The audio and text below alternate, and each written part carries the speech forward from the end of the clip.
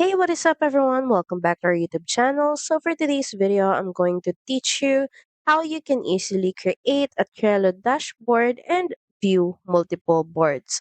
So, all you have to do is, of course, head over to Trello.com and, of course, make sure that you're logged into your account.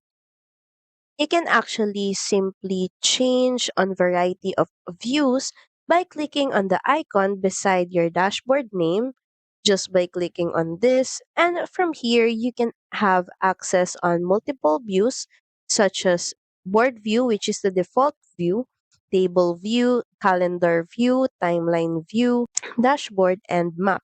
But these views are exclusive only for the premium subscription. So for you to have an access to these views that is currently locked, you're going to need to upgrade your workspace to premium just by clicking on this button. You will then be redirected to the plans, and as you can see, premium here costs $119.99 per user and per year.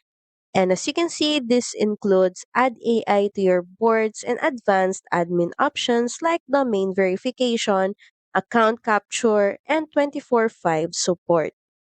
So once you've subscribed to the premium subscription, you will then have an access to the Trello dashboard and view multiple boards.